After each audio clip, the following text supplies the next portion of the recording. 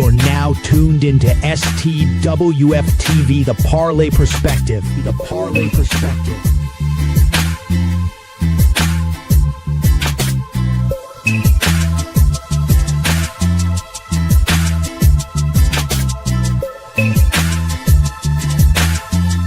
Five, four, three, two, one.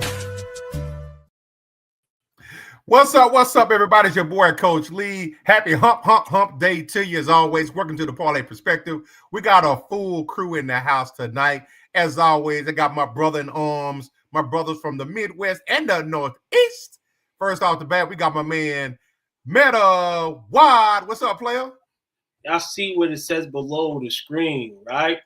Meta That's Wad. how I'm feeling tonight. Full. You know? Winning streak full, huh?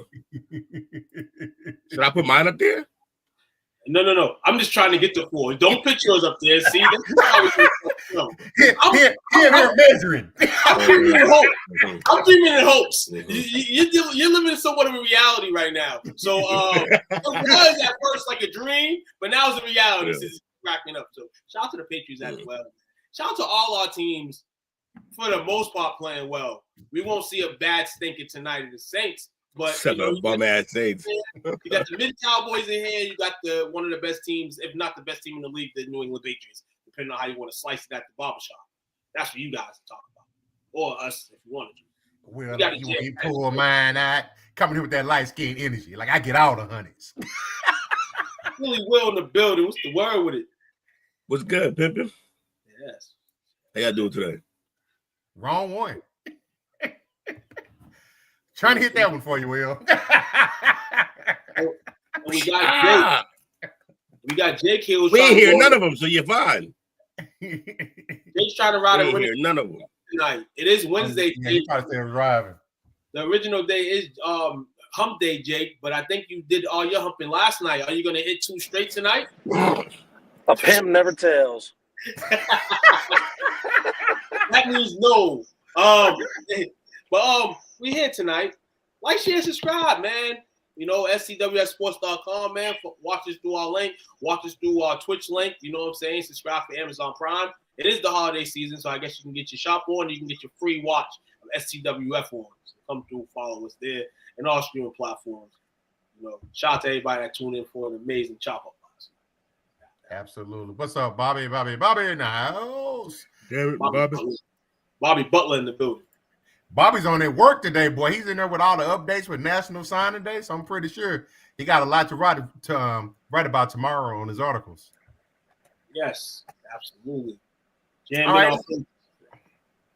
Let's get it started, fellas. I'm gonna let, as always, y'all know the boxing head, so we start off tonight with a headline story. The great Terence Bud Crawford has been stripped of his WBC Super Middleweight Title as of today due to his failure to pay sanctioning fees for his last 2 fights. Oh. So before we get into that, I think you shared this for a reason, right? Mm-hmm. Definitely did. Let me get it pulled up for us. Hear the gospel. All right. You got the fucking green belt, which don't mean fucking shit. The fucking real belt is the ring belt, which is free, motherfucker. What are you talking about? You want me to pay you more than the other sanctioned bodies because you feel like you better than them. How in the world all the sanctioned bodies agreed to the same amount, but you sit your motherfucking ass up there and say that I need to apologize to you? The fuck? You can take the fucking belt. It's a trophy anyway. The fuck am I paying you every time I step foot in the fucking ring? Don't fucking wear down as the years pass. That don't even make sense. I'm the motherfucker that's putting my life on the line, not you. You ain't stepping your motherfucking ass in that ring. You were nobody else. You were nobody else. And you got the fucking green. I love the Dazzling plug. Will. What y'all getting from that, man? Nobody wants to sanctioning. Nobody wants to pay no sanctioning fees, man, for them belts. I care about that damn For a long time, homies thought those belts were just, things you got. This is why I say a lot of people grew up watching WWF. You know what I'm saying? I don't know how much they pay to hold their belts, but I don't think it's cost. But anyway, back to this. I loved how he came about it. You know what I'm saying? I love that he's so good that those titles don't matter because they know where he's at physically and mentally, pound for pound. That's what matters in the game.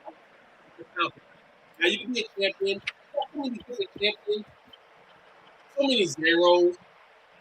Real zeros. Yeah, maybe you can have a lost fight, but I mean, I think the Boston committee should dumb down the titles. There's too many. So many weight classes. You got this title, that title, that title. And I understand the reasoning growing up, but the Terence defense, he's still the man, and people still gonna want to fight him. And then no matter what title he got on him, we're gonna be hunting. A lot of money for those pictures. Nobody care about that whack ass belt. People don't understand. You can't make people unsee the fight. This is like taking Reggie Bush's Heisman. I felt bad for Reggie, but we all knew what was up. We watched him dominate college football that year. If you was there, you seen it. It don't matter if he's in the books. I'm glad they gave it back to him, I believe, is what happened.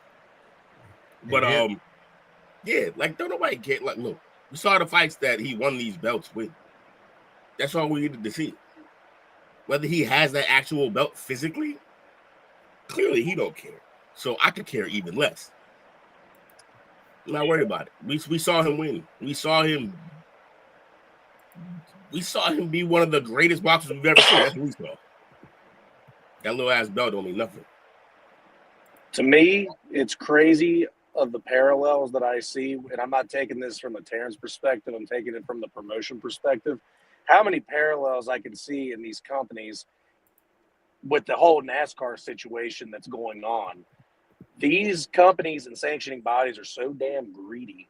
It's unbelievable to where they get most of the sponsorship money.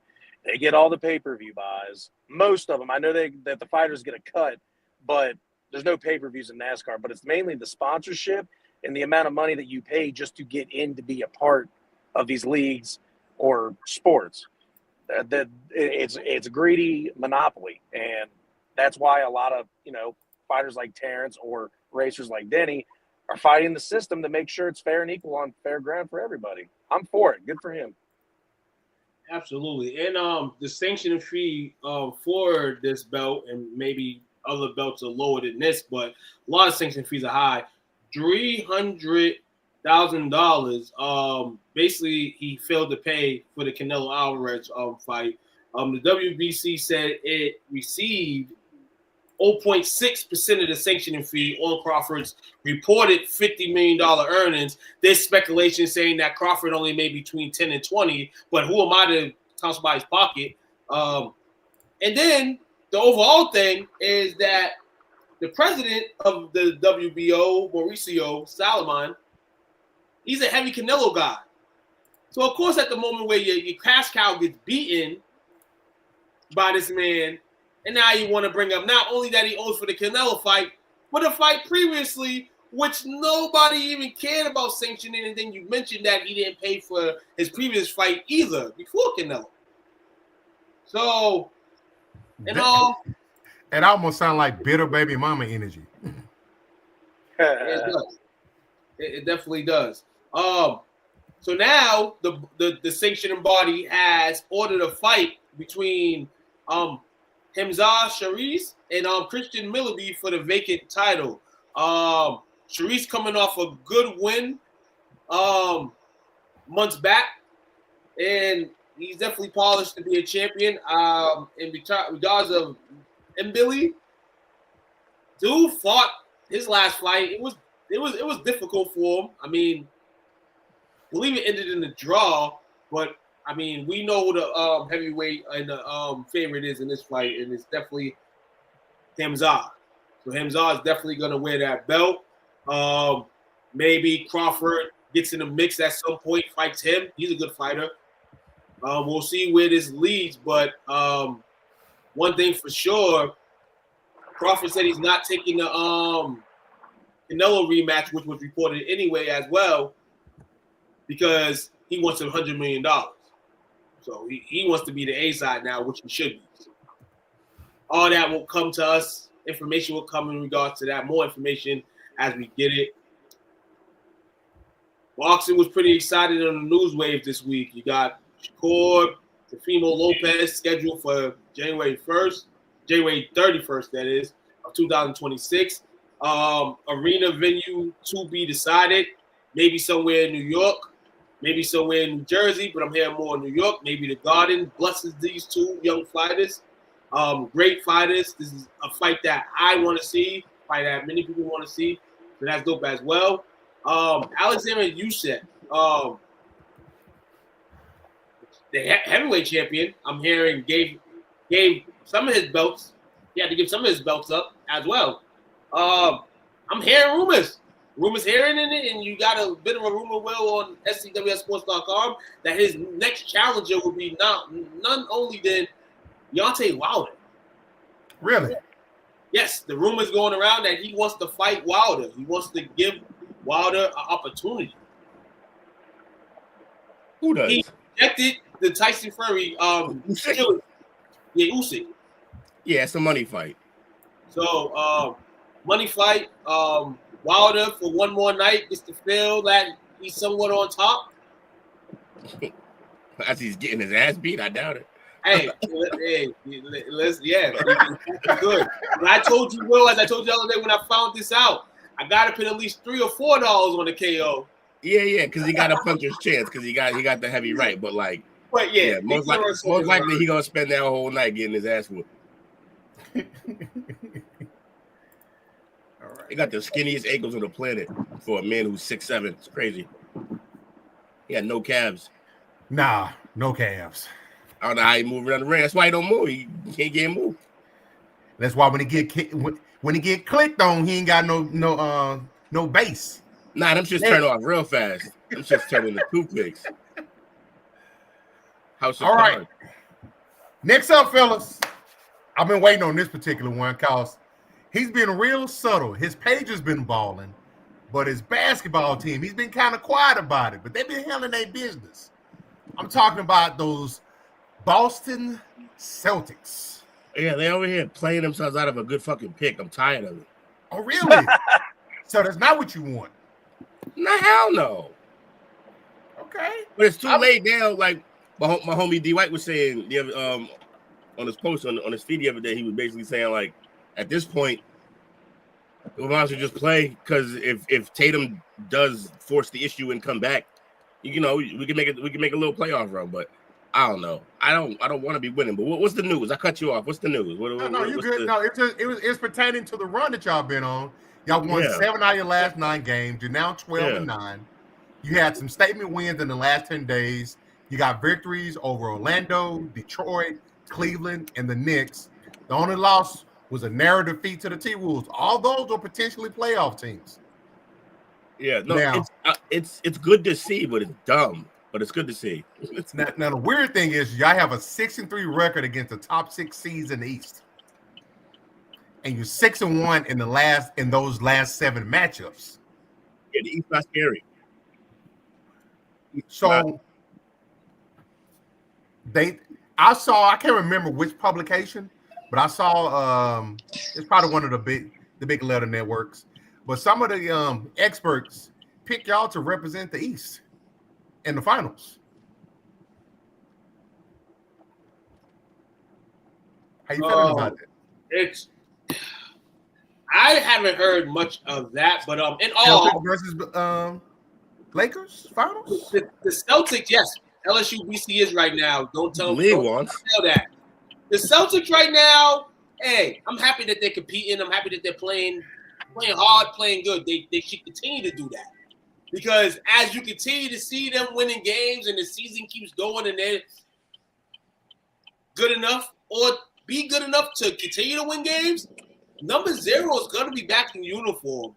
And I, as a fan of the game, I'm like, okay, take a year off, but hey, I'm not a basketball player. I'm not playing in the big light, so I don't know how it feels. You know what I'm saying? I might want to come back too. And I think Jason's really pushing to come back.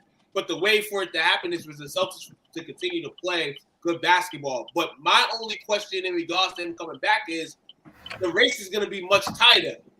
It's going to be much more fuel to use, though he hasn't been on the court. And it's not like he hasn't been on the court for a little minor injury. This was an extreme injury. So him being back to be able to ramp up, now you're in a playoff situation. Now, coach, if they continue to win, you hear those rumblings. Maybe if Jason Tatum come back, they can contend for a title. They're back to where they should be. Yeah, but see, that's what I don't want. If he comes back early, I don't think so. I agree with you, Will. I just don't. Yeah, because if he comes back early and then he's still trying to, in the middle of like competing for a championship, like that's how you stress it. Like, and cool, if you want to, you out another year. Yeah, if you want to come back early when we're already out of a playoff push, cool, because then you can just get your warm up. Yeah, I mean, try to get your legs under you for the end of the season until you'll be ready for the beginning of next season. Cool. But if you're sitting here and you're really gonna try to like actually play on this and then play meaningful games, nah, man, you're gonna get hurt again, man. You're gonna ruin your career. You better act like we know who Grant Hill is. Better act like we know who Derrick Rose is. That's crazy, man. Yeah, those are two good ones that you picked out there, Will. They say some of the key factors for y'all's recent success is the emerging depth. You know, Derek White, Pritchard, Walsh have delivered some impactful performances. Simon's cooking. Okay, Simon. Okay. Jaylen Brown's leadership. Yeah, he's balling right now. He's my man. He lit up the Knicks for 42. Listen, my man. And he was going shot for shot with Edwards too, so Edwards went crazy at the end. He's building confidence more and more offensively, and it's fire, and I love it. I love it for when Jason Tatum comes back. I love it for this basketball team right now. He is definitely in his bag, and then the others have him as the main shoulder. Now everybody could play the type of ball that was being played when Jason, who people call the A guy, was doing. And no disrespect to Jaylen Brown's game, he's been balling for a very long time. But hitting this stride right now is dope. It's fire to see.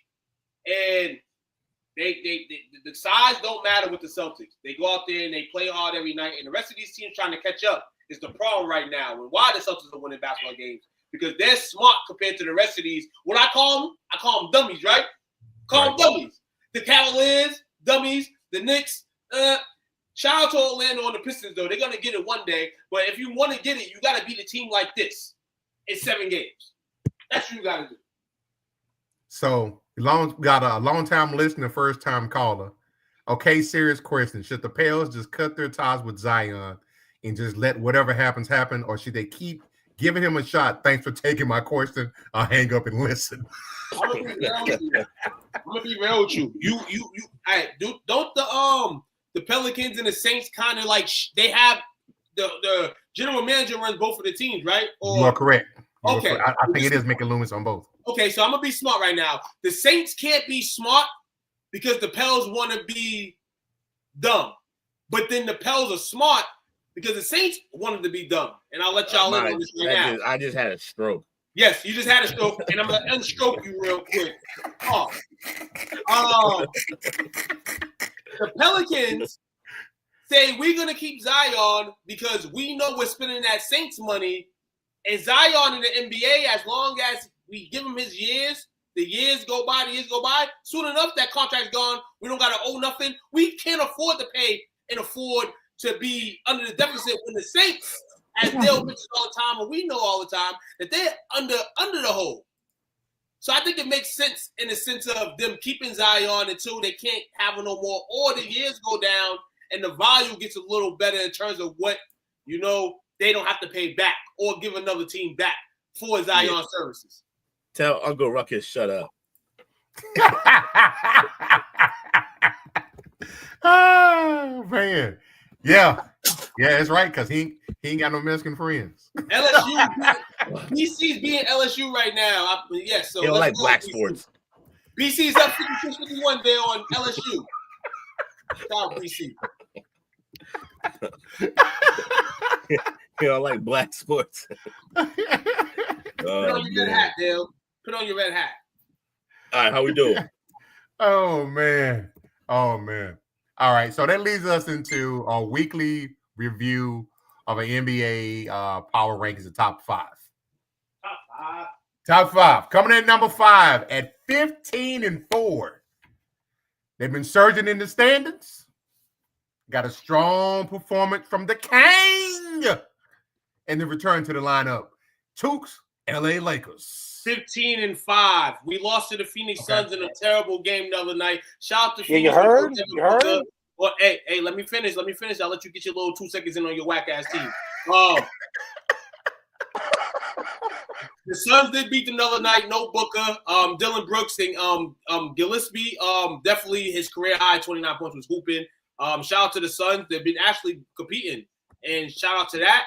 The Lakers, hey, winning 10 out of the last 11 games. At some point, you're going to lose. It sucks that it had to be to the Suns. But shout out to the Suns. But I'm happy with where we're at right now. Jay? Oh no, I didn't have anything to say. I'm just glad we beat the Lakers. Okay. Number 4, 13-4. I think this record's right. Despite some key injuries, they have climbed in the rankings and boasted strong offensive and defensive ratings, thanks to their great head coach. The wife is Houston Rockets. Hey, right. It's this polar symmetry for them. They had a game last week in which they came back to win. I believe it was against Golden State. I think that was the same day as well that Curry got hurt. Teams just ascending. We know ideally what they may need, but as long as this team's playing like this, barred injury, they did everything they were supposed to do in the offseason. And that's go get a guy that's amongst men, Kevin Durant, to lead the guys, which people think Kevin Durant can't be a leader. He's being the leader right now. He's leading these young men by charge. Houston Rockets, I think they're gonna be there sort of when it's the end. I'm not saying championship, but I guess the Western Conference Finals could be something to that. Unless they run into Steph Curry in them like they did last year and can't kill an ultimate guard. But other than that, everything that you would want on an NBA team, this team has. My fault. Yeah, they're 4. They're number 4. Yes, sir. Yeah, I'm actually watching their game right now against the Kings. Yeah, I love the Rockets team. I love what they're doing. They're well coached.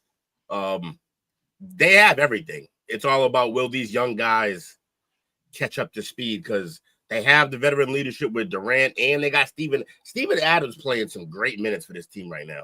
Great minutes defensively, putbacks, just leadership, just all of that. So yeah, and the kid Reed Shepherd's coming along too. So yeah, I like the Rockets. He has a intensity, a jumper on the defensive end, and offensive defensive end. This is probably averaging about 2 steals, almost 2 steals a game.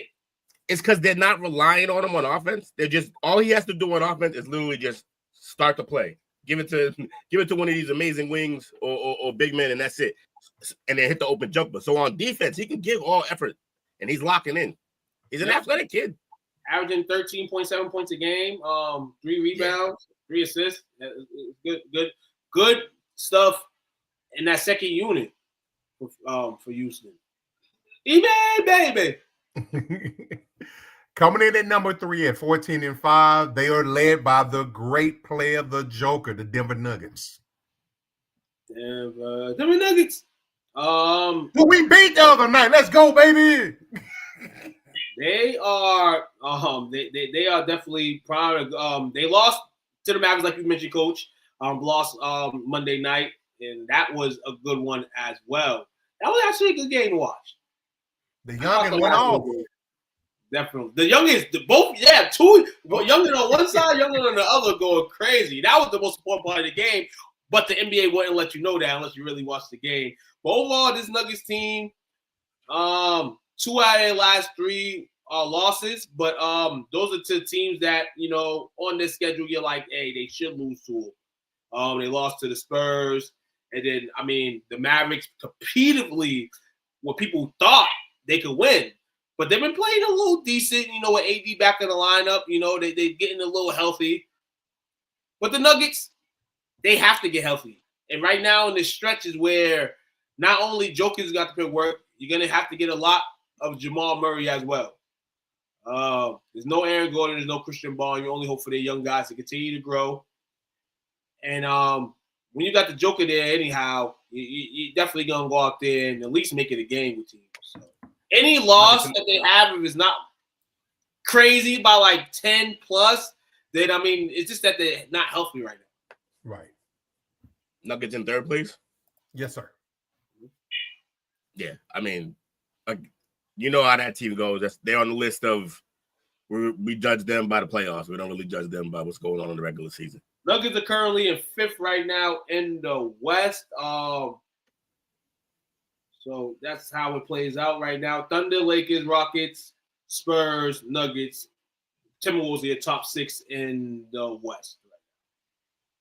The Nuggets, like Will said, they're pretty much coasting through the regular season, kind of like the those veteran teams in San Antonio did back in the day. Yeah, they just kind of stayed steady, and then they kicked it up a notch in the playoffs. They're doing it. Cleveland's doing it. Great teams can do that. Yeah, problem is Cleveland hasn't proven anything yet on the back end of any of these, so that's the problem.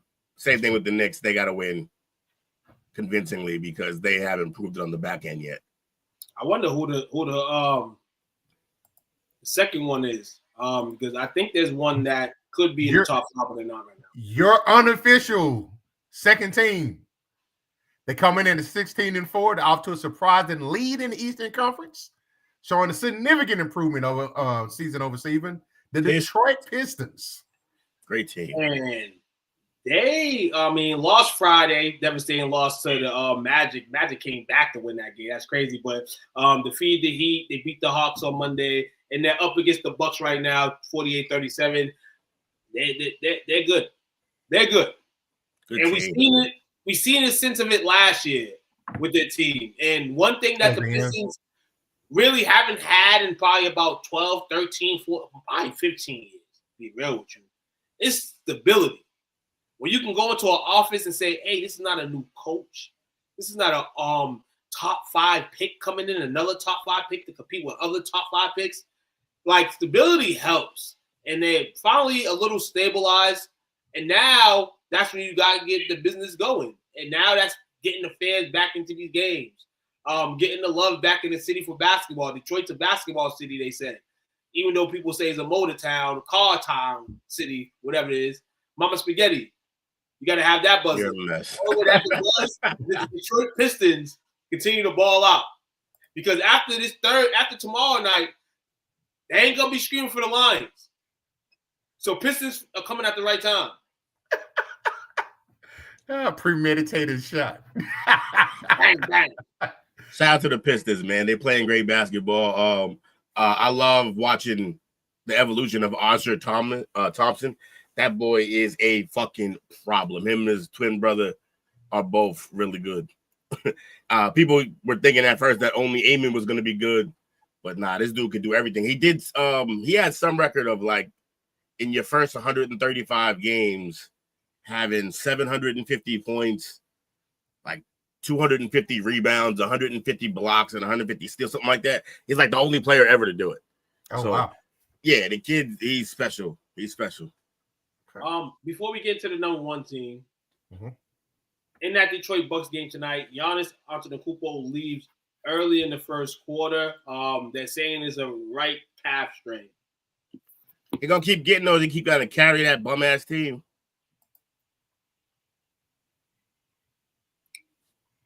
Number 1 team, no surprise. They're 20-1. The defending champions. 20-1's crazy, by the way. And it is a Thunder. Did you see when they played the Warriors the other night? That phantom call that they called on Draymond Green. And called a foul and he lost his you-know-what. And I'm like, this is why I love SGA's game, but it's also why I can't watch his game. Yeah, it's terrible. So, the Thunder, are they on a mission to repeat?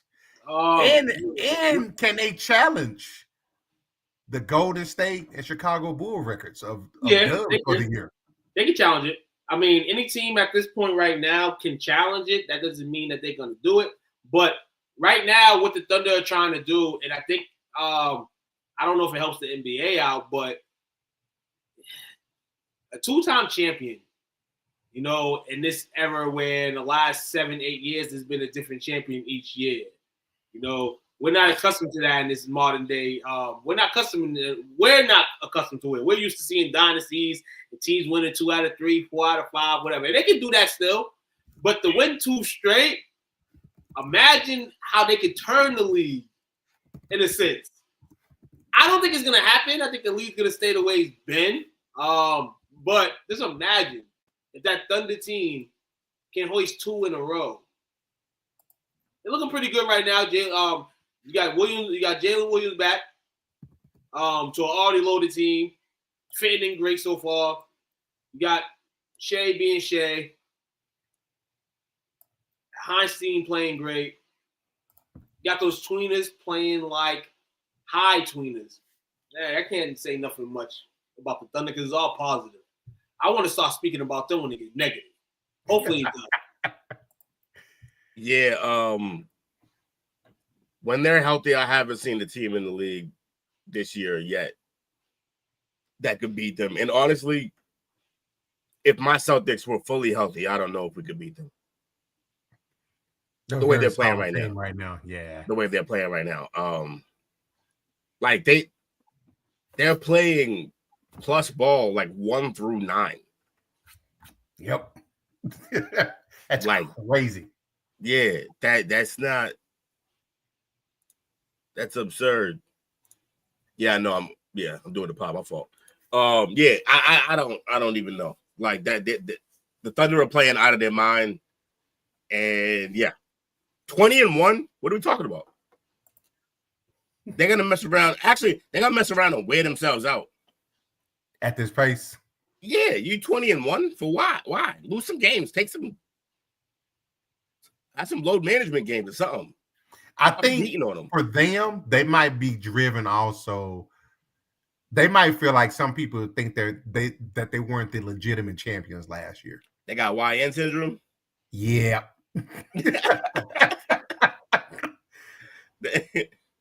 Just, I got a couple of fans that I know. That's the energy I'm getting from them. So I'm pretty sure that's what they're getting back at home.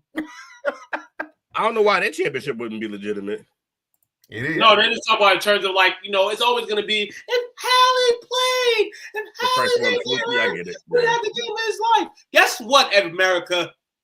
He did not have the game of his life that night. I'm sorry he got hurt, and he did not hoist the trophy. The Thunder did. The best team in the league. Because Hallie went down. Yeah, that was tough. Hallie had them. Hallie pushed them to the brink, and he started that game off 3 for 4 from 3. He was coming for that game. Like he had a 50 ball in him, but that don't mean they was gonna win. Yeah. So Bobby talked about Giannis. Will said he's going to continue to get those injuries because he's carrying that bum-ass team. Well, he removed nearly all of his Milwaukee Bucks-related content from his social media accounts. Uh-oh. It's always a sign. Always a sign. And usually gone within a month. And I believe this because that's not really his personality. Nah, he's overly loyal. What's up, Wizzo? So where do y'all think he's going to end up going? Any team he goes to, they're going to get gutted. Yeah, absolutely going to get gutted. For him, it's a long time coming, in a sense. I mean, he's done all he could. He requested a trade last summer. And then it kind of went under the rug a little bit. Hey, bring my other brother here. But it doesn't matter how much he wants. Milwaukee's, in terms of where they're placed in the NBA and all that stuff, they're just going to be the Bucks. You got that championship. Hey, they're not going to hate you if you leave. They may boo you and stuff at games, but they're never going to hate you. You did something for that city that I don't think anybody but Oscar Robertson and Kareem, Lou Alcindor, whatever you want to call them at that point, can do. And that's bring a championship to Milwaukee. we're at a time in the NBA where people change jerseys more than, people change addresses.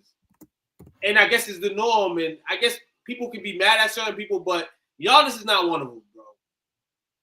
Leave, bro. Be real. Leave before it gets worse, bro. You can make millions of dollars. Yes, you can with the Bucks.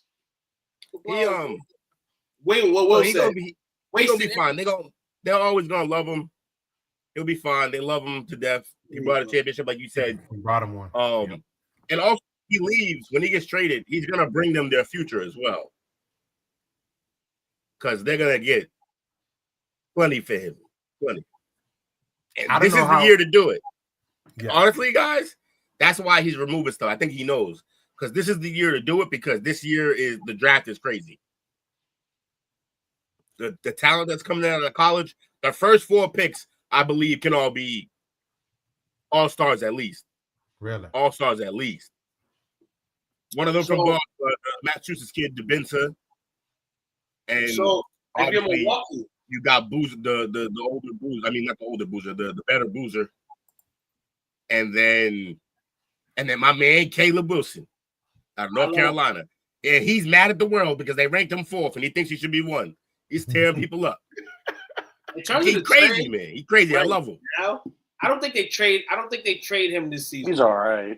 I think he goes through the frustration. Cool. I think Who's I? Who's I?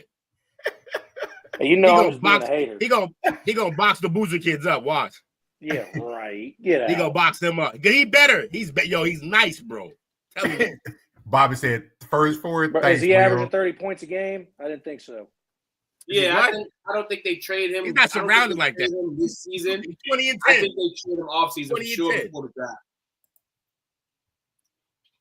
I think they get him before the draft. I think they trade him before the draft. Wifey's team last night.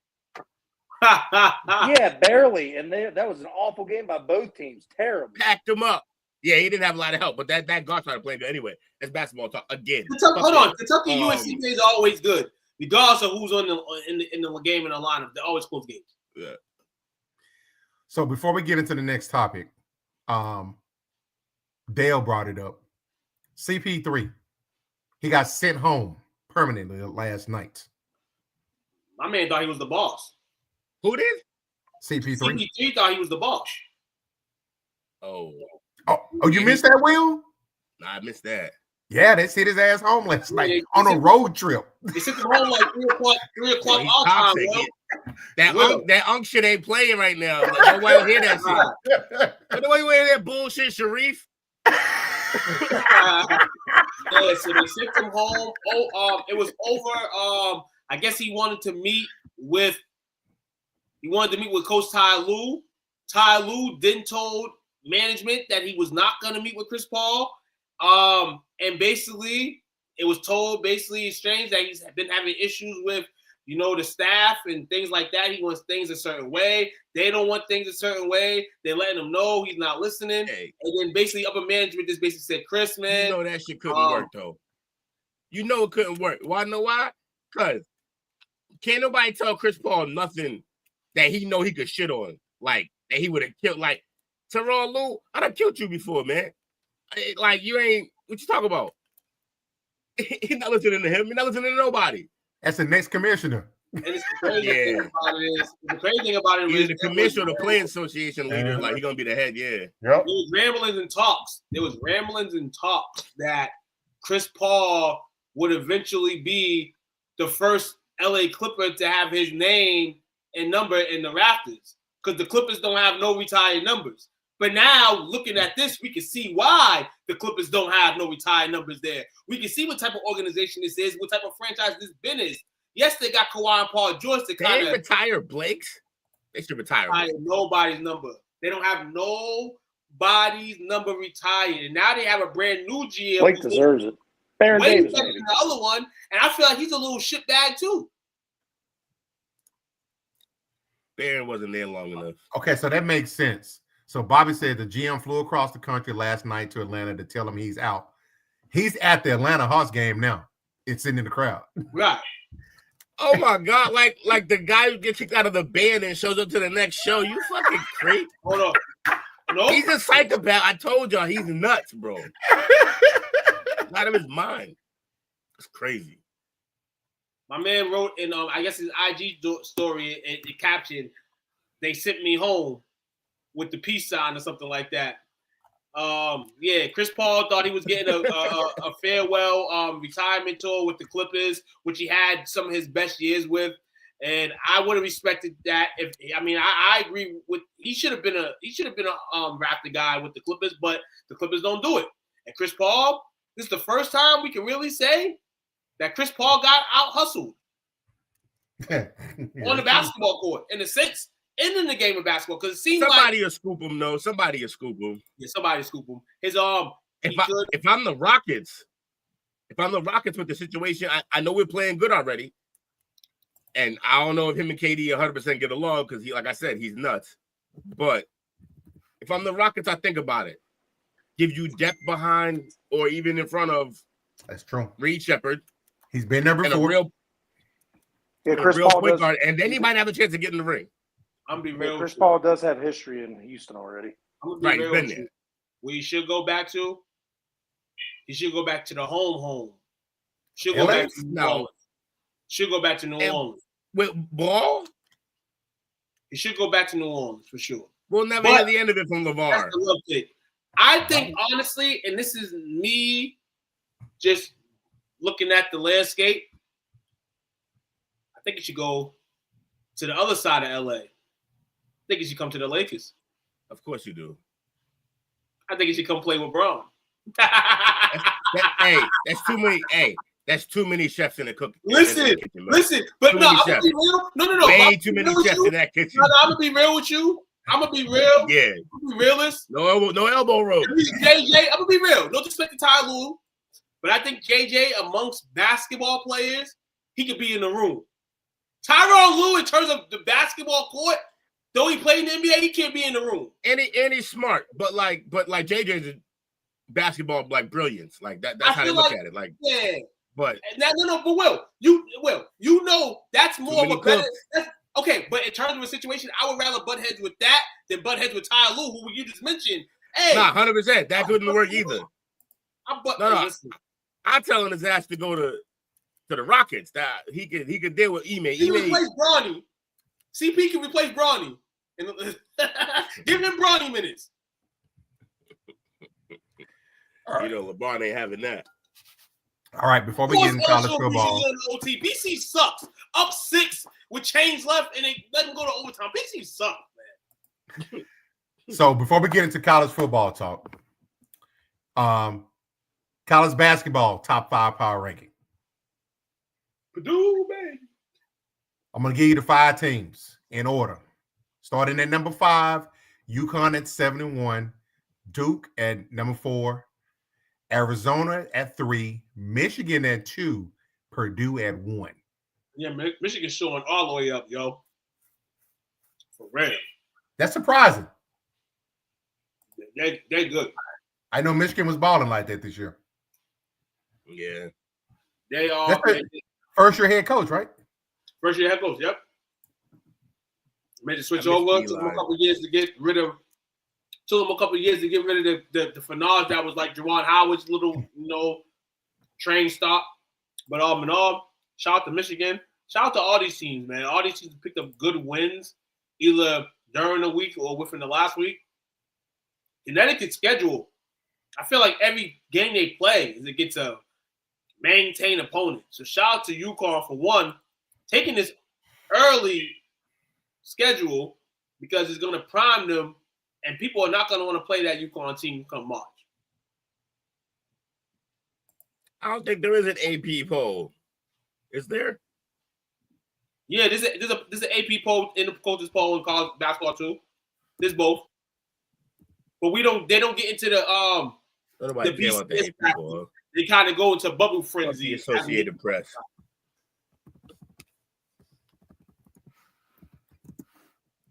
Let's see. I'm taking a quick look real fast. Power rankings do not differ from the AP poll. Power rankings is basically our way of saying AP poll, coaches poll, whatever. Yeah, I'm looking at it now. It's exact same. So, yeah. Okay. And that's All right. dope. Switching gears. Usually College basketball, and particularly the coaching carousel that's going on.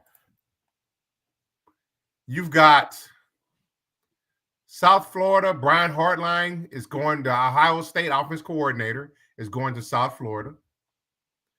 You got Tim Skipper, who was a UCLA interim coach, is going to Cal Poly. Obviously, the shady Lane Kiffin going from Ole Miss to LSU. Lane Shady. John Summerall going from Tulane to Florida. Good move right there. Golish is going from South Florida to Auburn. Ryan Silverfield is going from Memphis to Arkansas. And I think I heard that Jeff Blake, the badass recruiter for LSU, is interviewing for the Memphis job right now. That's strong. Will Stein, the offense coordinator from Oregon, is going to Kentucky. Pat Fitzgerald is going to Michigan State. Bob Chesney is going from James Madison to UCLA. Pete Golden was promoted from defensive coordinator to Ole Miss head coach. And Neil Brown, have nothing on him, is going to be the next North Texas coach. One key name was laid off. The team that laid off their coach first. And they keep getting turned down. They've been tearing down twice, I think. That's Penn State. Penn State, yes. And then I hear today plenty of rumblings of who they should go after as their new head coach. Who's that? It's been a lot of talk in Pittsburgh today. There was one Ben Roethlisberger that spoke on potentially Tomlin and Pittsburgh finally getting a divorce. And Tomlin and Penn State should reach out to Mike Tomlin in regards to the Penn State job. Interesting. I actually like that idea. So Penn State, I'm going to be real, because at the end of the day, Penn State still has some prestige. Their job can stay open, and people can be like, wow, why is Penn State's job still open? But guess what? Somebody's going to get that job, and it's a prestige school. So, I mean, at the same time, whoever gets that job, shout out to them. They just got to make a good decision in it. And waiting is not bad. Let everybody go to wherever they need to go to. Where all these coaches have been going already. It's already a carousel. Let it be a carousel. You don't have to do anything any of these teams are doing. Rather, is going to get a coach quick because you're trying to outbeat the next team. Penn State ain't trying to beat nobody besides on the football field. Right now, they don't really need to get a coach. Okay. I like the Tomlin idea. We shall see. And if it comes to fruition, it's going to be another great call by you two. I'd be crazy if he is. Doesn't have to leave the state.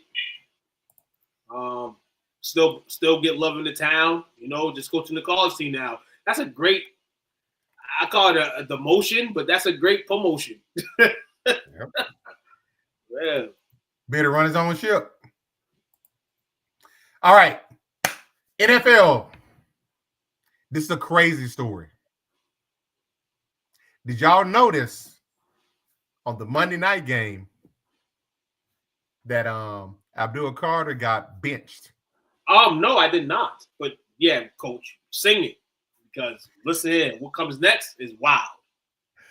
He got benched because it was allegedly reported, that he was watching inappropriate content on his tablet in the team meeting. That's dirty. Yeah, hearing that. This is the third time this season he's been benched for a period of time. And no different than what Dale does. I know, right? This guy needs to get it together. He needs to grow up. He's not in college no more. You know, some of the things that he's doing in the locker rooms could help you in college because you're the main player there. But you're with a bunch of grown men there. It's time to handle grown man business. You're on a team that's not really doing well this season, and you're one of the top guys that they picked in the draft to kind of, you know, up in the team, and you haven't done nothing at all. Like, we have Jackson Dart, who was the second pick for the Giants. Scatterbull, who was what, in the third, fourth, fifth rounder? Yep. So you have these guys putting in more shot than you, and you play defense, and this is what they needed to improve in, is their defense. Their offense is okay. They're not the best in the league, but adding Dart and Scatterbull helps that offense for sure, you know, and replacing Fourth round. But Abdul Carter, you need to grow up. You need to get it together, man. You know, you ain't no LT right now. You're never gonna be no LT. You play more like TL timeline, which is crazy because he was asking them to retire LT's number. Unretire for that? No way, Jose. LT, if LT went on the field right now, scoring a million lines, which he did when he was playing, he'll still be playing on a football field better than you right now, Abdul. And I want you to watch this, Abdul, and I want you to hear the words that are coming out of my mouth, man. They don't got no time for that in New York. They'll let you behind go. Somebody already got fired. You know, something else that stood out to me is after the game when he was asked about it, his response to the reporter. His response was simply, I let my team down, but shit happens. That's not taking ownership of it to me. Yeah, it's terrible. It's terrible, man. Because you let them get roped, and at some point you can't let them get roped, and the new coach is really on it. Maybe Dave Ball is another reason why he got fired. But shout out to the new coach for kind of just putting his stamp on it. I don't care where you're at in draft position.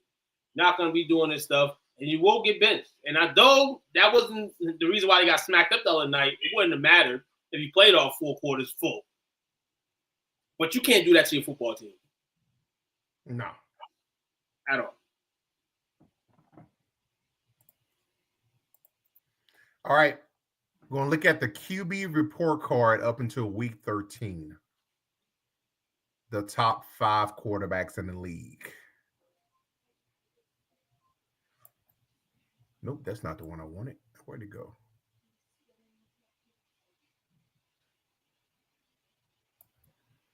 Your top 5 quarterbacks in the league.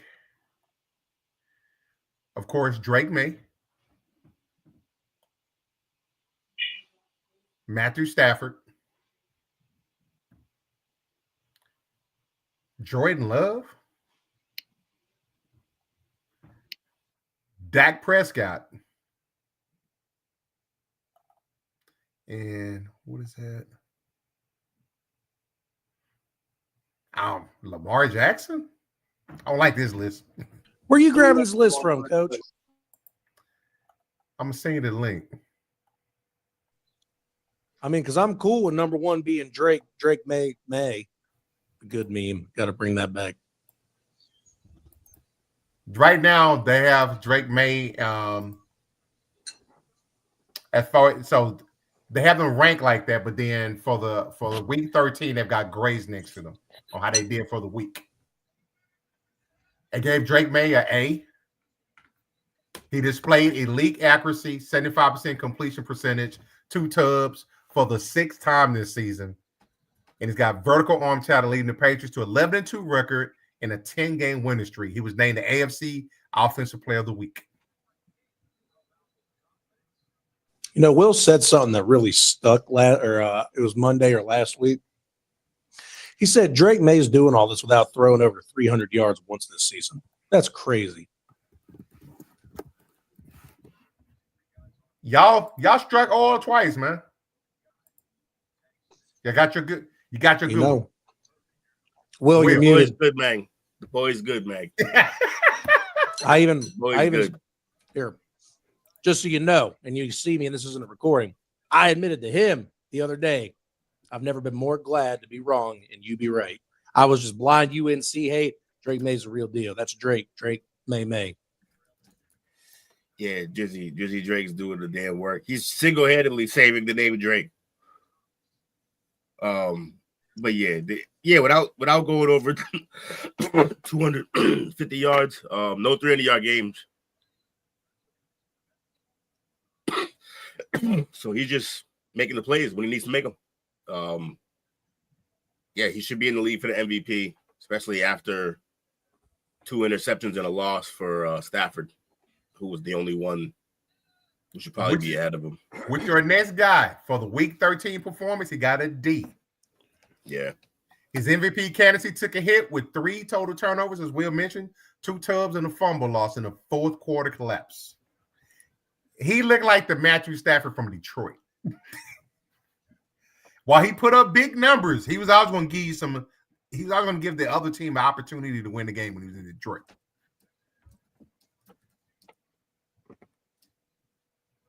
Lamar Jackson, he got an F. Turned the ball over 3 times, 1 interception, 2 fumbles lost, and a loss to the Bengals. And he's continuing his trend of inconsistent play. I think I heard today he hasn't thrown a touchdown in 3 games. Who? Jackson?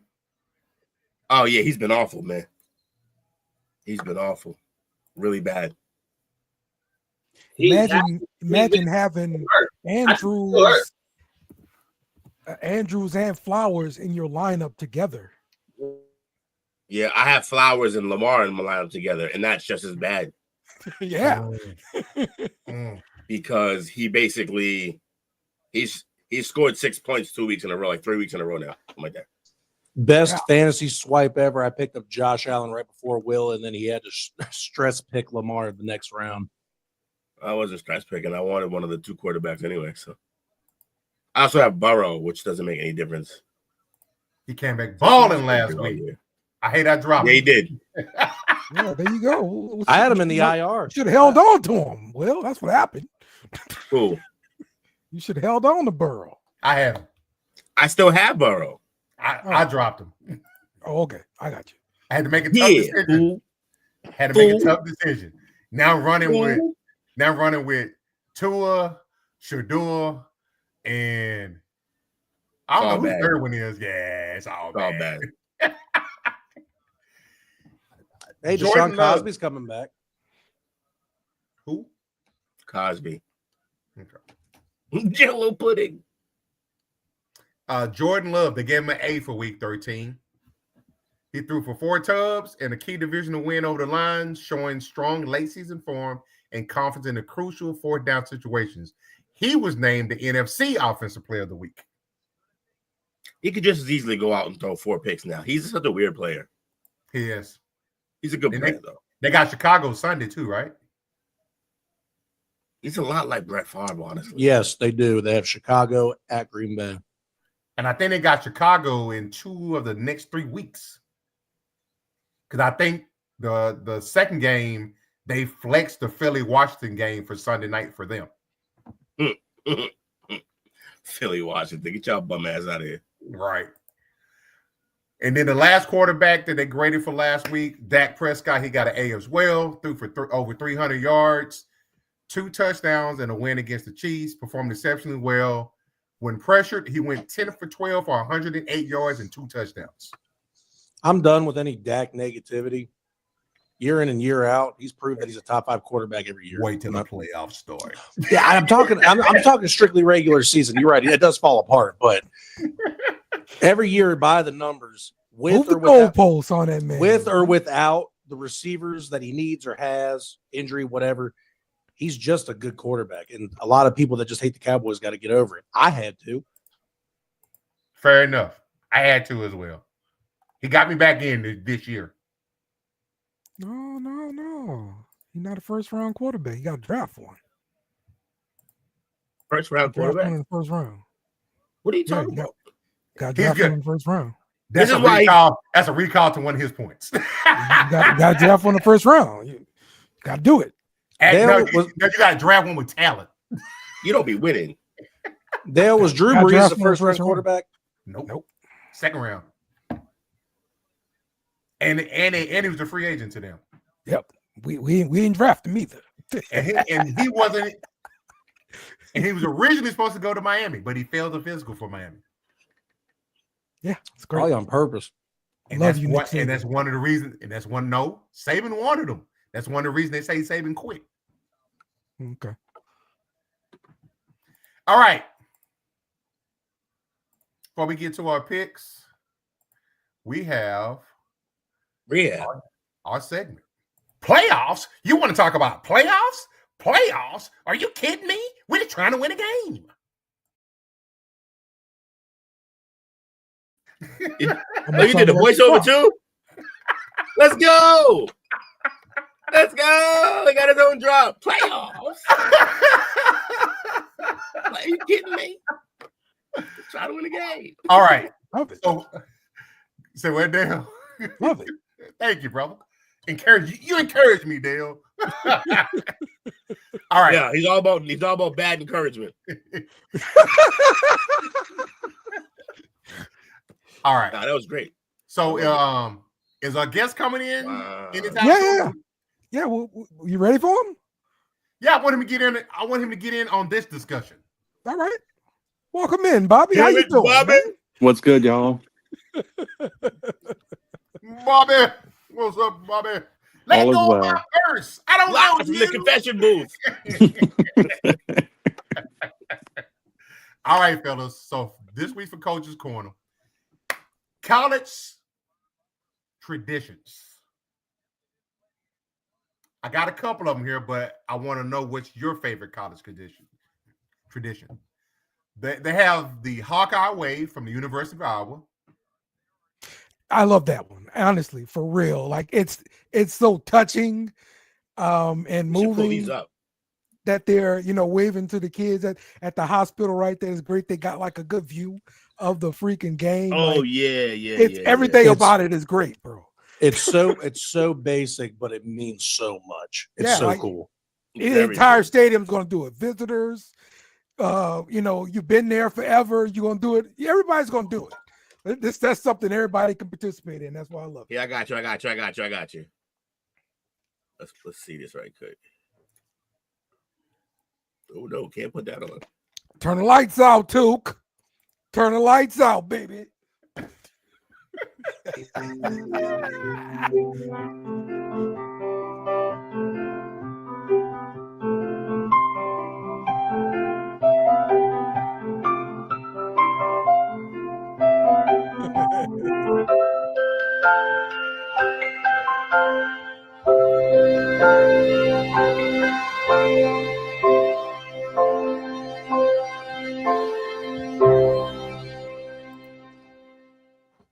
Yeah, Hell yeah. love it, man. I love Very Good work. touching. Who cutting I onions love in it. here?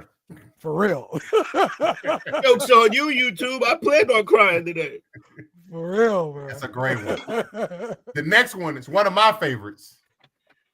It's the Enter the Sandman of Virginia Tech. All right, so that one we can't play for contractual reasons, but Correct. but that shit, y'all know the song, and so just imagine that turned up. Atmosphere, man. Yeah. Get in Like a frenzy. And going 40,000 nuts. Yeah. That's my favorite one, and it's the one that they do, especially during the salute to service week. They've got all the veterans out there with the big American flag out there. It's just as soon as it drops and everybody, it's the craziest shit ever. I love it. My brother, I hate him. He's got to see it 3 times. He's been in the stadium In for it. person? Oh, that's nuts. Yeah. That's crazy. Yeah. Fuck. It's absolutely crazy. I But probably rip my shirt off. Yeah. You gonna have to. Yeah, something has to Throw change. it everywhere. Yeah. but you guys are all my friends. You know me. I'm I'm a massive heavy metal fan. So yeah, I mean this hits home for me. I absolutely love it. I freak out. Yeah. It's so hype. It's so hype. James This Franklin one- doesn't deserve it. I'm not too familiar. I know, right? This one I'm not too familiar with. Okay. It's from Auburn, the Rolling Tumors Corner. Oh, that's the when they roll the toilet paper on the tree. Ah, that's okay. Yeah. Okay. But that 1 year when Auburn won the championship, some Bama fan They poisoned the tree. Yeah, I they remember poisoned that. the tree. Savage. I'm just saying. An absolute One year savage. they won, bro. That's how it was. 1 year. Yo, you know what? That was the same exact team. That's Cam's team, right? Yeah, That's yep, Cam's yep, team. yep. And also, that's the same team that when Gus Malzahn got there, they had the audio clip at the airport. Like, he sucks. Like just mad loud. Like we don't want to lose it. Was crushing him, and then he went out and got a ring, and then he did suck after that. But yeah, that's funny. This one I hate it because it's my arch nemesis, but it's A&M, Texas A&M, the 12th man. Where the entire student section stands for the duration of the game to symbolize the readiness to enter a game and support the team if needed. They stand the whole game. The whole game. Y'all dumb. That ain't fun. Honestly, man, like every college game is like that now. Like there isn't a college game where you're gonna sit down and unless you maybe at a yeah. But I need to have the option. Is the point? I mean, yeah. See, Dale, that's why I sit in the nosebleeds. Mm-hmm. And they were so petty at one time they actually sued the Seattle Seahawks for the usage of the 12th man. Yeah. They're serious about that 12 man stuff. They want their money. No, you really Seattle pays them. They almost kissing cousins. Anybody paying any attention? Yeah. If y'all really want to be about it, remove the seats. That part. Really take the option away. Yeah. Show me what you mean. Shit, I'll sit on cement. The University of Wisconsin and Madison jump around. Number 2 favorite one. Quarter, this is my favorite. The House of Pain song Jump Around is played, prompting the entire stadium to jump and shake the stands. It does look crunk in there. It is the most dangerous one of them all. Yeah. The one I sent Will was wild because you literally the camera was shaking so bad you couldn't see nothing. I don't know what was up with that game particularly. But yeah, the camera's shaking everywhere. The announcer lady's down there doing the thing. Yeah, the guys up calling the game are even doing it. It's one of my favorites. It's definitely top 3. That song just bangs, bro. Florida State, Chief, Osceola, and Renegade. Before each home game, a student dressed as Chief Osceola rides a horse named Renegade to midfield and plants a flaming spear at the 50-yard line. It's mad racist. No, so I love this one. It is pretty cool. Mm-hmm. So those are the colleges. For the professional teams, obviously you got the Lambeau League, self-explanatory. Mm-hmm. This is one of my favorites still. And I remember when my old ass saw for the first time the Gatorade bath. Started with the Giants when they won the Super Bowl. When they beat Buffalo, if I'm not mistaken. Wide right. By this point, who ain't beat Buffalo in the Super Bowl? I know, right? They lost 4 in a row, man. They're good at it. It's like them boys up there on their nose candy. For hockey, NHL, the hockey playoff beards. It's a widespread tradition where players on the top on the team stop shaving their beards from the start of the Stanley Cup playoffs until their team is eliminated or wins the championship. And then baseball hopped on and did it too. Unless I you're didn't a know Yankee. that part. Okay. Yeah, baseball does it sometimes too. But it'd only be like individual teams. Another NHL is the Detroit Red Wings. You know what that one is? Just them being the Red Wings. No, it's stupid, and I still don't get it. They throw a squid on the ice. Oh, the squid shit, yeah. They say it's for good luck. They actually stopped them from doing it last year. And then they had another section called General Fan Traditions, which includes tailgating, rushing the field/courts, in the 7-inning stretch in MLB. Okay, rushing the field in courts is way overdone now. It's bad. Pretty much done every week. You know, like okay, you just won a championship last year. How you storming the field? Nah, it's worse than that. Yo, motherfuckers be 0-24 and they win one game, rush the court. Like what? I get it. I understand you. It's been a long season. We don't rush the court for these things. This is enough. We're not celebrating mediocrity. See, I like when they rip the goalpost down, but rushing the field, No, that shit's dangerous. No, yeah, that is. The more dangerous, the better. That's why the jump's really fun because you could all die. Like I've watched soccer stadiums collapse, and that doesn't mean it can't happen here. Yeah. So, what are some of you all's favorite traditions? How about the Bills like throwing people through tables? That's a good one. True. They lit outside, man. That's crazy. Hey, I'm not trying to get any brownie points here, but I liked when Zeke jumped in that pot on Thanksgiving year after year. The Thanksgiving pot thing is kind of that. It's not even just Zeke. I think other people have been doing that for some years. That pot. No, he's the first one to do it, though. Was he the first one? The very first. Yeah. He's the first. Yeah, you put that pot out there, people gonna jump in that shit. Ferguson did it on Thursday. Yeah, he did. Even though it got called back, though, didn't it? It did. That makes it real bad. It did. But yeah, no, I like that Zeke did it because when he was a Cowboy, I always hoped that he did well, and he did that. I'm like, that's a Thanksgiving tradition specifically. It's the Ohio State connection. It just dawned on me. Yep. Bro, he balled for us. That might be he's in the top 5 of all-time running backs because there's no bunch. The Clemson bus ride got me hyped. I lost my money on a bet versus Florida State. Yeah. So I was watching one of those games, and like they took that bus ride and ran around the stadium. They was rocking that bus. I was like, oh man, these dudes gonna freaking beat the crap out of Florida State. I placed that bet, and they lost. Jameis Winston smoked them fools. Never forget that. I'm sure this isn't exclusive to BC, but the Eagles, the student section, the BC Eagles football team, the student section will like bench press a human for however many points you have. Oh yeah, I like that one. Yeah. I like that one. Yeah. So like, and I went there with my big brother from the Big Brother Association when I was younger, and he went to BC, and so they tossed my ass up a bunch of times. It was mad funny because I was like fucking, yeah, he's easy. Yeah, so that shit was funny. But yeah, that's Speaking of Eagles, yeah, you know, when me and Bro went to that Philly game, watching the beginning of it, when the eagle came out of the sky, and he flies down to the guy at the bottom of the field, that's hype. That's kind of hype. Yeah, that's hype. That's hype. I can't even hang on it. You can't really pull that off with a bull. Like it's like ain't gonna work. I mean, look, I wouldn't be an Ohio State fan if I didn't say dot in the I. Always love that. Yeah. Their band is. I just love that band was on the field for that play. Oh yeah. I mean, they get more funny than the Ohio State basketball team.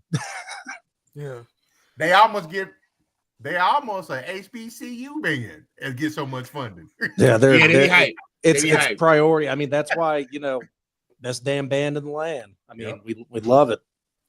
We get hyped for the football game, but as soon as that band starts running out, we're sitting there full focus, getting hyped. And as soon as the guy just does this freaking big high step trot out there and does the dot of the I, the whole crowd erupts. It's nuts. Right. Hello. So I got one that's my favorite, and I love it every time I see it, and I'm glad that they keep it. You see this one. The Landry shifts. Oh yeah. Yeah, that's hype. Do y'all know the significance of that? No, I don't recall. Coach Landry implemented it back in the day when they did the linemen do the shifts. The running backs in the backfield, they would shift again so the defense couldn't see where they lined up at. Oh, okay. That man was ahead of his time. Also, the architect of the flex defense, which evolved into the 4-3 defense. Okay. All right. Y'all ready for some picks? Let's do it. Pick it. Pick it.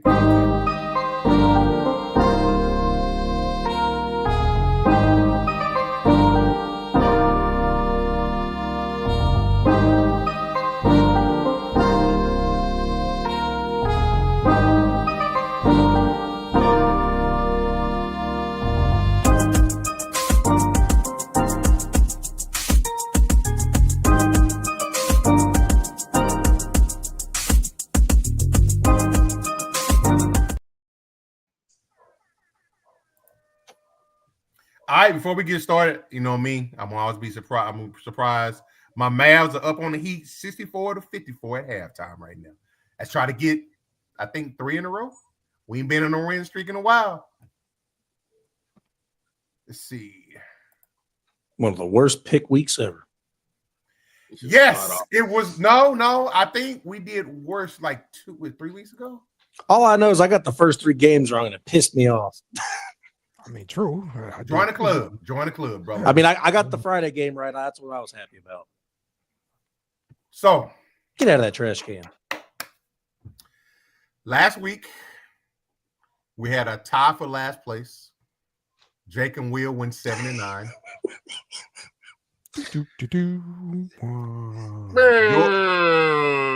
At least I ain't here alone. Yours truly went 9-7. We had a tie for second place. Damn, why I gotta be second? At 10-6, which was Dale and Bernard. Why does Toot got to keep finishing first? I'm tired of this. Toot went 11-5. Just move on up. Who's got the script? Never get number 1. Toot's got the script. 11-5. So year to date, we have I'm in last. 119-74. They're right. Yeah. Dale is second to last, 121-72. Checks out. Mm-hmm. Will and Jay are tied, 123-70. I was in front of him last week. How's that work? See.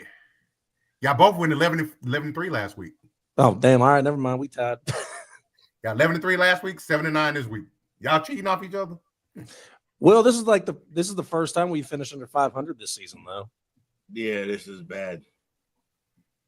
Join my world, buddies.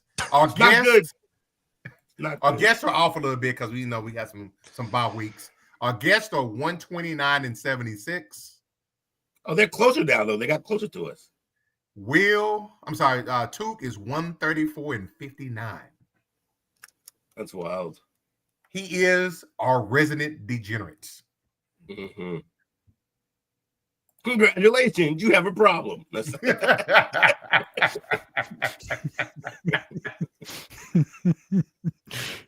All right. So before we get started with our special guest picking this week, Bobby, you want to come on and introduce yourself?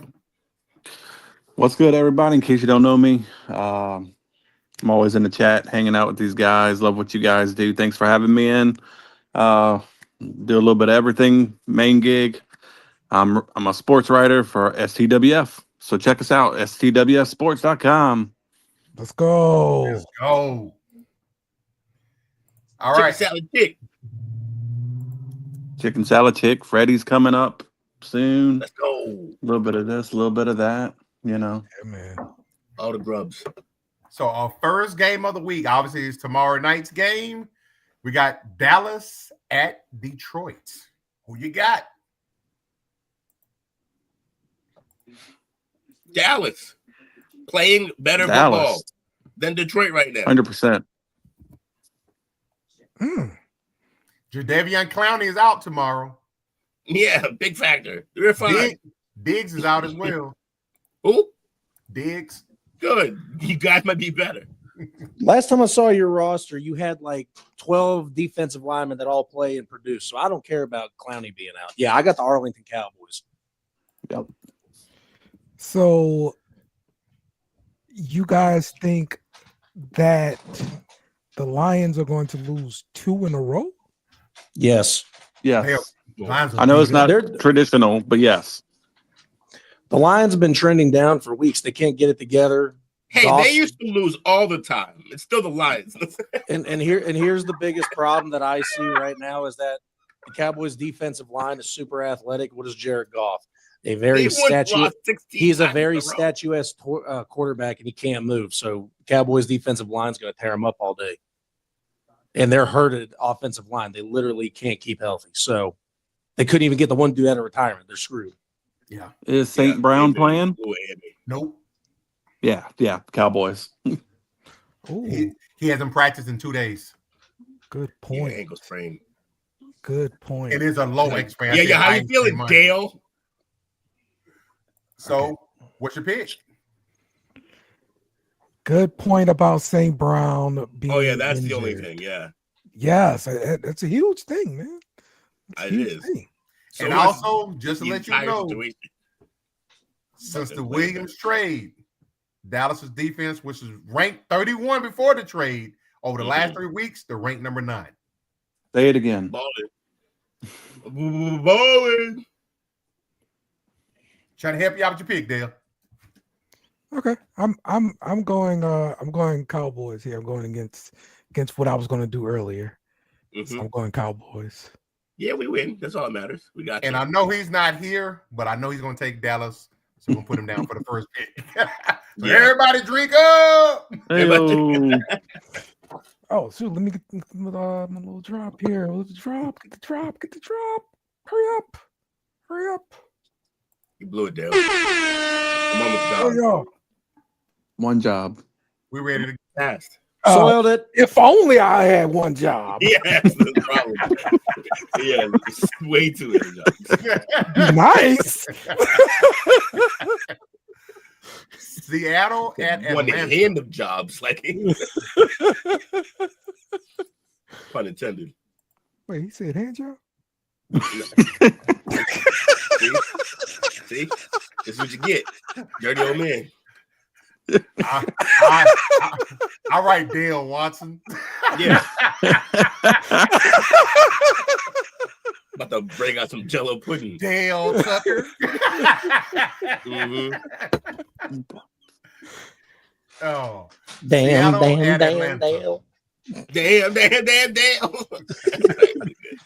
Never Atlanta. Never Atlanta. Never Atlanta. Well, y'all really dislike Atlanta, don't you? We do. I was so happy with them when they beat them. I was at the crib dying, like, yes. This is the best. This is better than any Patriots win this year. Terrible. I'm taking Seattle as well. Look, Seattle is 6-1 against the spread in the last 7 games.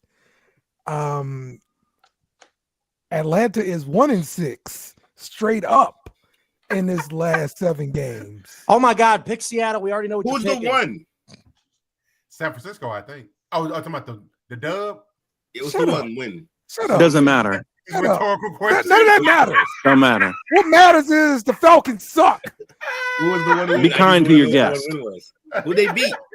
They went 1 Doesn't matter. Suck it, Will. Supposed to be kind and gracious to your guest, Will. Good Lord. I try to bring some stats to the show. Will say, bump that, you family. Yeah. Try to bring some Go ahead, reach in the fridge if you want to. Go ahead. Try to liven things up a little bit. Here you go. Your crap. Just ask who the one win was. That's it. Shut up. It's a genuine question. Yeah. The Saints. Rough. Keep it moving. Will, Where's so my I'm assuming, are we drinking up on Seattle for this one? Yeah, we drink. Atlanta sucks. Ain't nobody picking Atlanta. Yeah, I got the sea chick. Let's go. Let me get my bag out. Atlanta freaking sucks. Don't let me get my bag They lost out. to the Jets. This Freaking game, Jets, bro. You lost to them. But we will beat the Jets. There you go. You got to We recycle won't, side of but we suck, will. like you just I'm going to say it with my chest.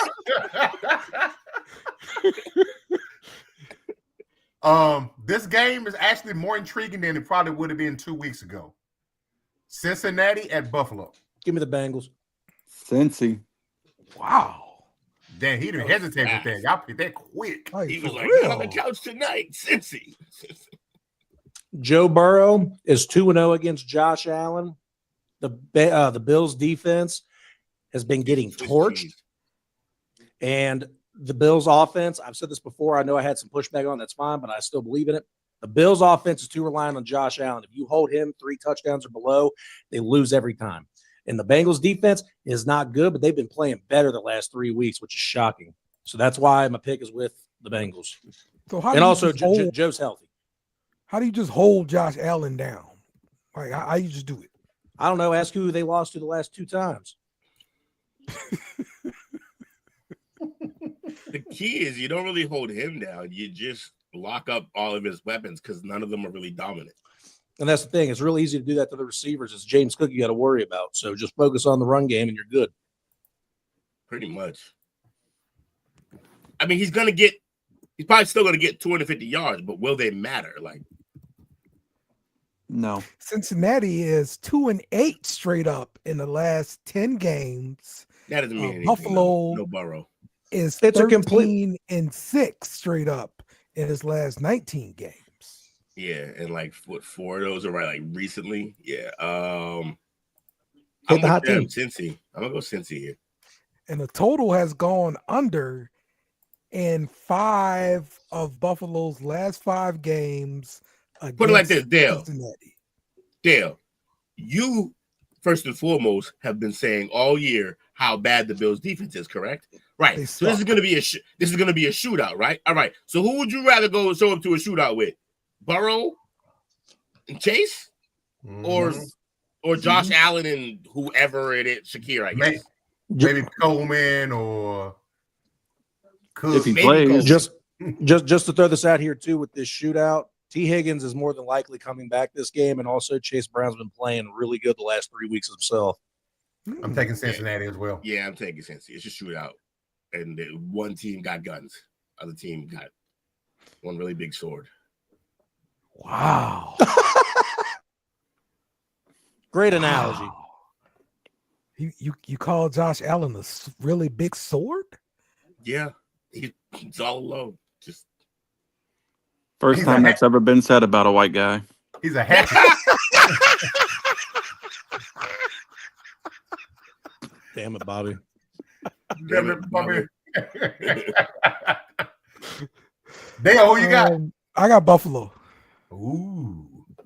Okay. Buffalo playing at home. Like, You love every LSU player besides he likes Burrow the and sword. Chase. Yeah, he don't rock with Chase. It's weird. He likes a sword.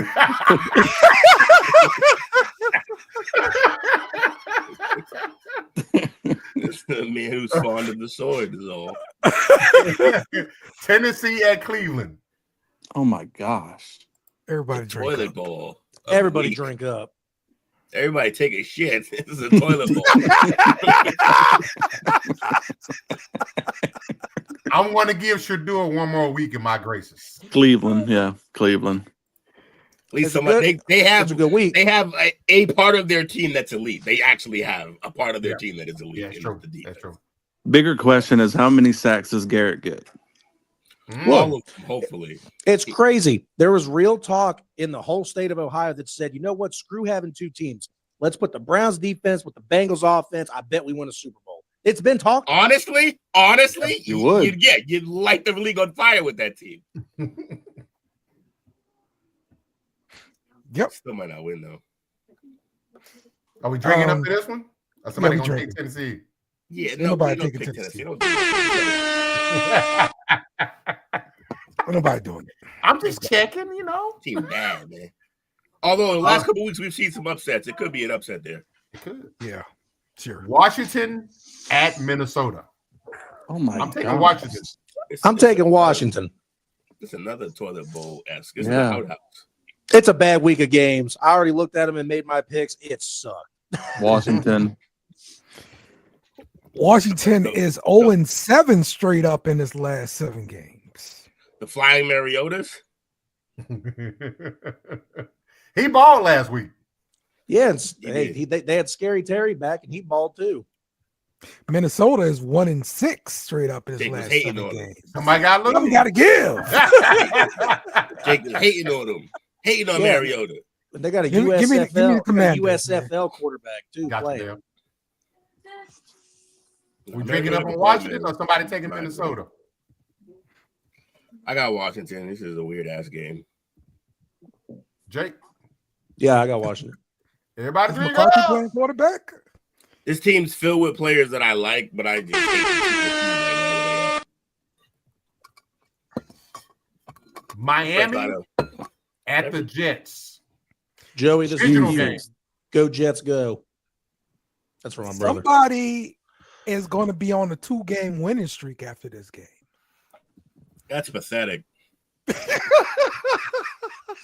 And the sole reason I'm taking the Jets is because the Dolphins have to go up to cold weather. They've been too comfortable lately. And also, as Will would say, it's a divisional game. Anything can happen. And the Jets are running high right now after that win. Jets running high, that's a crazy sentence. Hey, one win off of a 56-yard field goal from an old dude that should be in a retirement That's what I'm home. saying. That's a crazy sentence. That's a crazy sentence.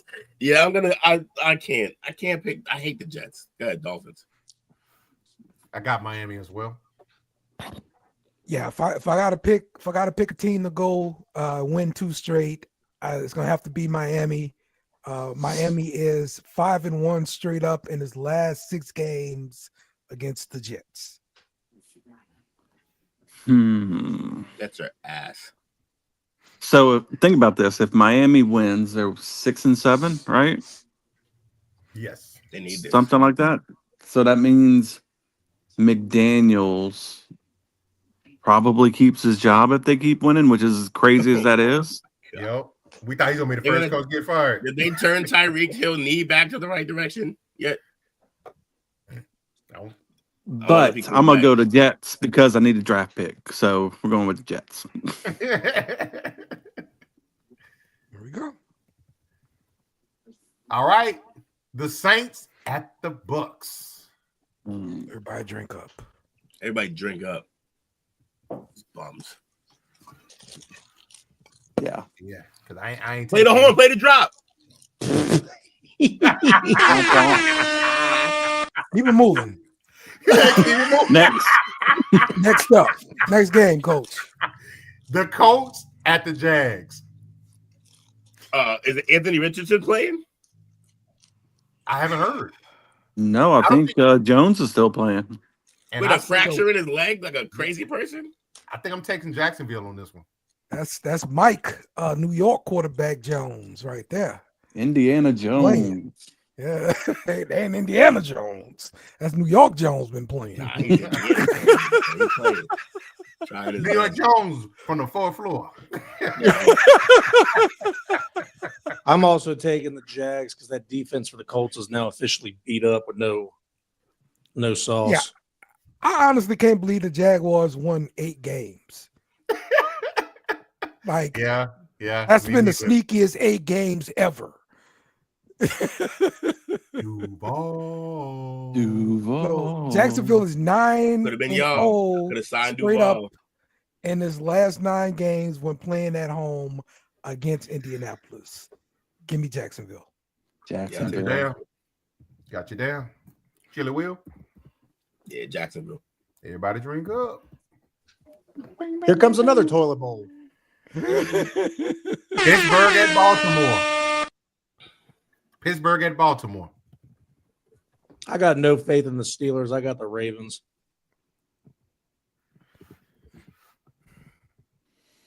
Lamar has been really a little bad Thursday night. Yeah, man. But A-Rod looked really bad.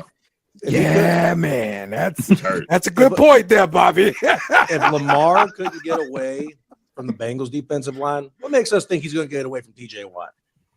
Because they quit on Tomlin already. Oh, would you say Aaron looked bad too? Yeah, Aaron did look bad. Yeah, Aaron went like 10 for like 56. Like it was terrible. then he fussing at He's people. a mid 40. He fussing at people. He is fussing at people. And his wrist is broken. Yeah. This is a bad game, guys. You need to hang it up. Yeah, he does. He really does. Lamar might need to hang it up for the season. Also true. Maybe. Who you taking down? He can't run. He definitely can't run. No. In the passing, they looking great. Like he is compromised. He can't run. And they starting to play him like they know he can't run. And that's the problem. Yes. That crap don't work unless you can run. You gotta prove it. You gotta prove it. A few of them runs that should have been 20 yards end up only being like 6. Oh, we on your ass.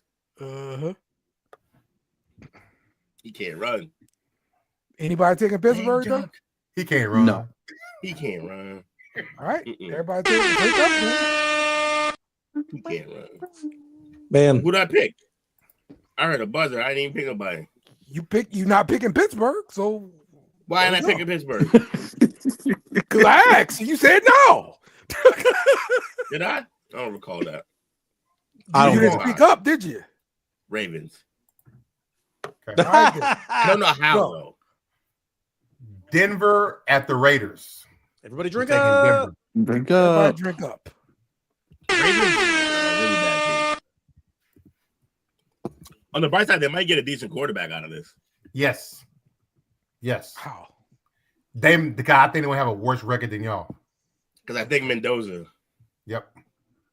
And it doesn't even matter if they have a worse. Tennessee's not gonna pick another quarterback this year, so they'll have the ability, even if they don't. If Tennessee is worse, or the Saints are the only ones. Are the Saints gonna do it again? Like you? Nah, they're gonna stick with Cam for next year. They got to. Okay. Yeah, unless you got a quarterback like Josh Rosen, you don't give up after the first year.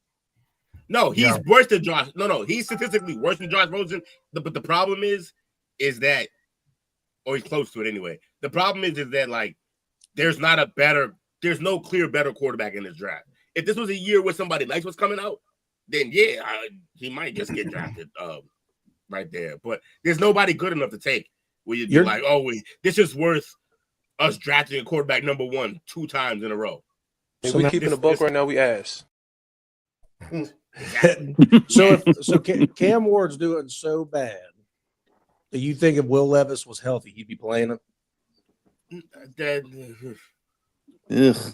What's that? Shit in one hand and doo-doo butter? Good Lord. Yeah. Doo-doo in one hand, truffle butter in the other. No. Right now, the top 5 draft order, Tennessee's 1, the Giants are 2, New Orleans 3, Vegas 4. Giants definitely ain't taking a quarterback. They love Dart. Yep. And I don't know if we're going to take one. That's what I'm saying. I don't know. Like, there's not a guy that makes you say, like, there's a couple of guys who are probably definitely better than Shuck, but you're not going to change your franchise. Would you do it, Bobby? Would I do it? I would. Yeah, I would, but it's Loomis, so it's not going to happen. Okay, I would too, yeah. Who would you take? Mendoza? Mendoza. Yeah, 100%. Mendoza's what, maybe 21, 22? Right. What about the kid Aguilar from Tennessee? He got a cannon, bro. Shuck is like 28. Yeah, give me Mendoza. Mendoza or bust, bro. That's it. I don't trust quarterbacks coming out of that Tennessee system. Period. It's a blank. And now you will hear me say that coming out of LSU since we got Lane Kiffin. Don't draft our quarterbacks. Yeah, maybe not. Okay. All right. What we got next? Chicago at Green Bay. It's a good game. This was my toughest pick of the week. Oh, it's not tough. But Bear. Like, I went with the Packers. It's in Lambeau. This Bears train's got to stop at some point. And the only thing that they got is the run game. Eventually, the Packers are going to outthrow them, and they're going to have Caleb throw, and it's just not going to be a good deal for them with McKinney in the back. So I got Packers. Where you say got Chicago? Yeah. Dale?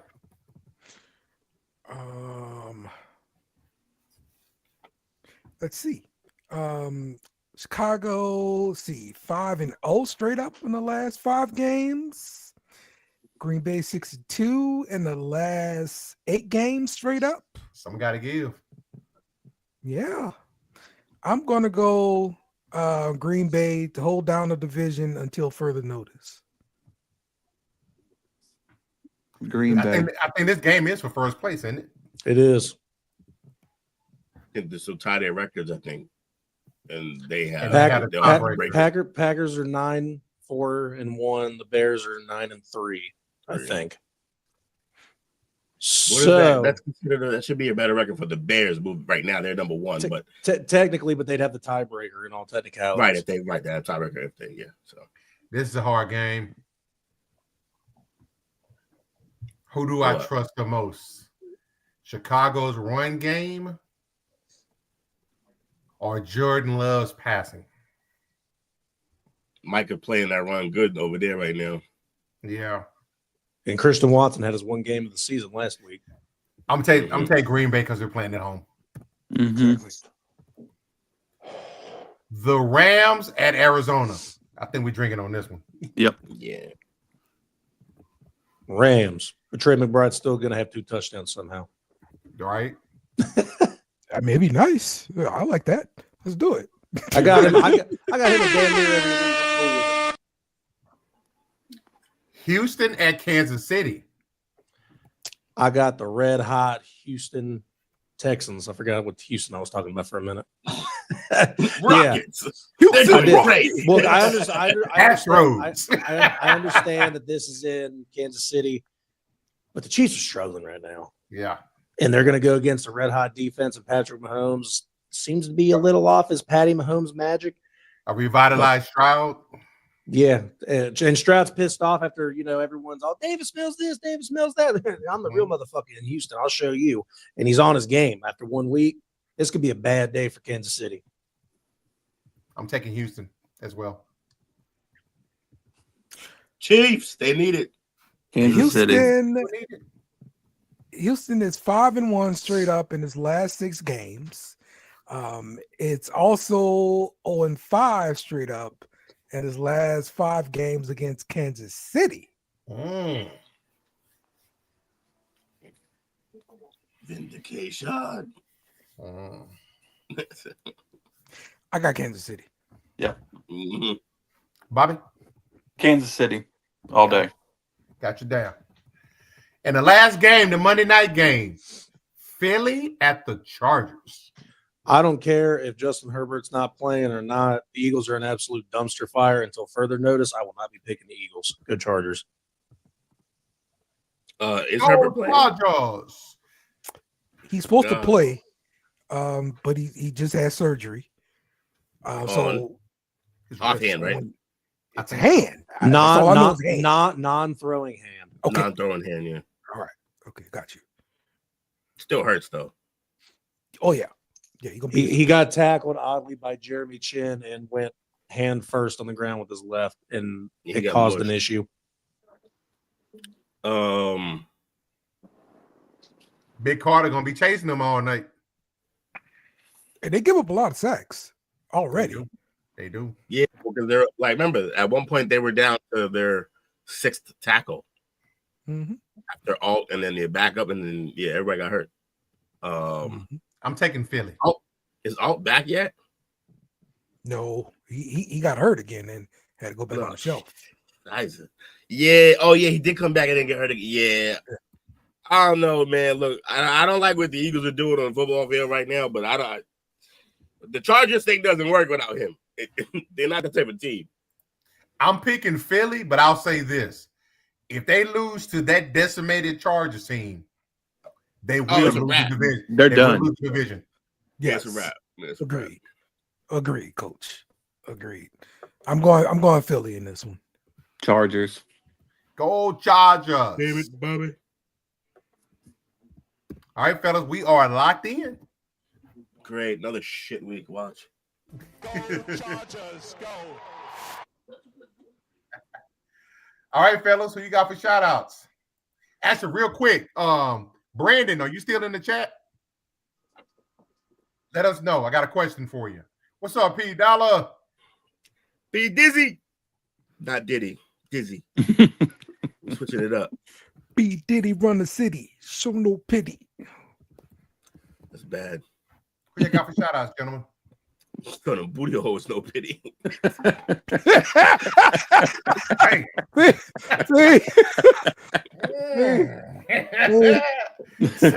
That's such a filthy statement. And I didn't make that statement at all. Okay? You brought the man into the situation.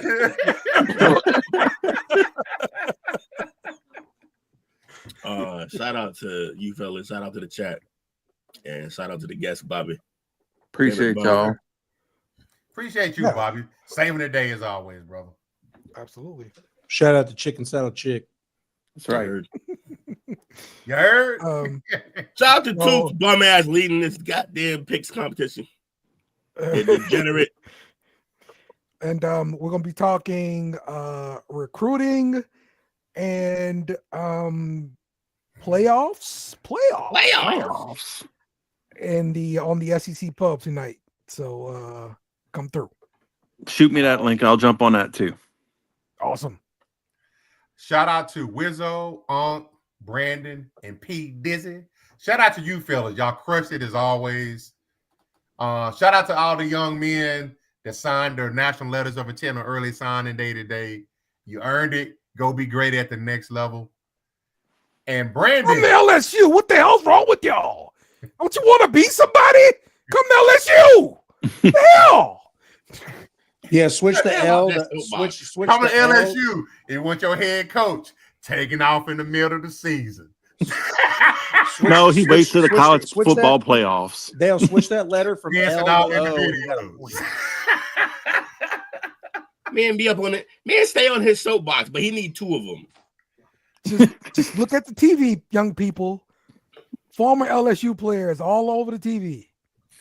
I want to ask Brandon for the wrong reasons to see if you join us on if you join us on a Facebook group. Look us up.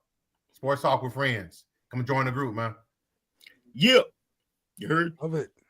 What's our sign off tonight, fellas? Go Tigers! Dale sucks. Saints suck. Lane Kiffin! Lane Kiffin! That's so wrong! Out of there. Thanks for watching our show. Remember to subscribe for more shows on the network. Smash the like button, share, and comment.